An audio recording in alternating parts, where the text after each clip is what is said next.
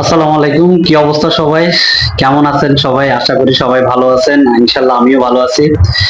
So আজকে হচ্ছে বাংলাদেশ এবং পাকিস্তানের মধ্যে সেকেন্ড টেস্ট চলতেছে। আমরা সবাই জানি যে সেকেন্ড টেস্টের আজকে ডে 4, অর্থাৎ চতুর্থ দিন শেষে কার কতটুকু কে কোন রেজাল্ট পাইলো, কে কি করছে না করছে সেগুলা নিয়ে একটু ডিসকাশন আলোচনা করব যে আপনাদের সামনে। চলুন শুরু করে দিই।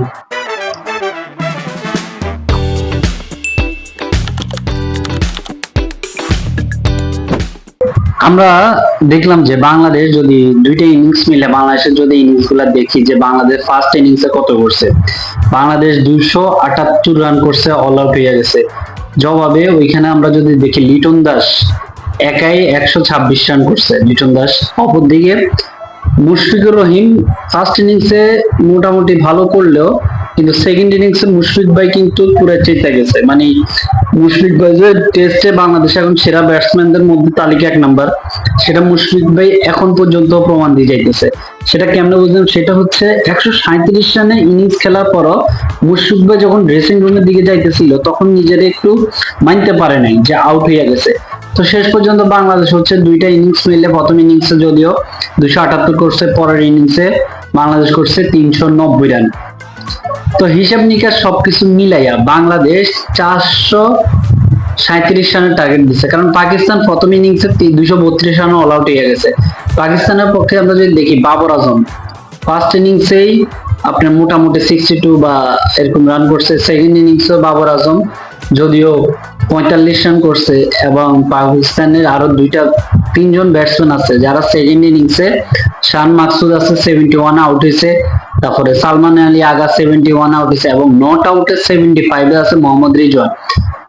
তো সব মিলিয়ে পাকিস্তানের জন্য কালকের ম্যাচটা খুবই ইম্পর্টেন্ট, কারণ পাকিস্তানের উইকেট কিন্তু বেশি নেই।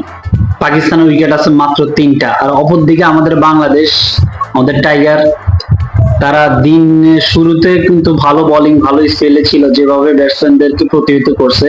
কিন্তু দুইটা পার্টনারশিপ, একটা হচ্ছে প্রায় আপনার ধরেন 91 রান কত রান একটা পার্টনারশিপ গেল, আর একটা 134 রানের যেটা রিজওয়ান এবং সালমান আলী আগা মিলে পার্টনারশিপটা করছে। দুইটা ডেঞ্জারাস পার্টনারশিপ ছিল। তবে তাইজুল ইসলাম ভাই তার 3 নাম্বার আর 4 নাম্বার উইকেট, অর্থাৎ দিনের দলীয় ভাবে 6 নাম্বার এবং 7 নাম্বার উইকেট দিনের যে শেষের দিকে আইসা তাজুল ইসলাম উইকেট দুইটা নিচে। এই দুইটা নিয়ে বাংলাদেশের ধরেন কালকের ম্যাচটার জন্য বাংলাদেশ পুরো টেনশন ফ্রি খেলবে, কারণ পাকিস্তানের এখনো 120-এর মতো রান দরকার, আর অপরদিকে বাংলাদেশের দরকার মাত্র 3 উইকেট। তো সব মিলে আমি বলতে পারি যে কালকে পাকিস্তান এবং বাংলাদেশের মধ্যে ম্যাচটা খুব হাড্ডাহাড্ডি আজকে চলে গেছে। যা ওভার রানও নিছে, উইকেটও গেছে। বাংলাদেশের এখন জাস্ট ফার্স্ট সেশনেই আমি মনে করি প্রথম 10-12 ওভারের মধ্যে 3টে উইকেট নিয়ে নিব, কারণ ব্যাটসম্যান বলতে শুধু রিজওয়ান আছে।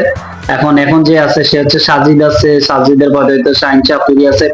সো ইটস নট মানে টাফ ফর বাংলাদেশ বলার, কারণ আমাদের নাহিদ রানা আছে 2 উইকেট নিচে, তারপর মেহেদী হাসান মিরাজ আছে 1 উইকেট, তাইজুল ইসলাম, চার কথাই বলি দিনের শেষে ফিরো, তাইজুল ইসলামের নিচে 4 উইকেট।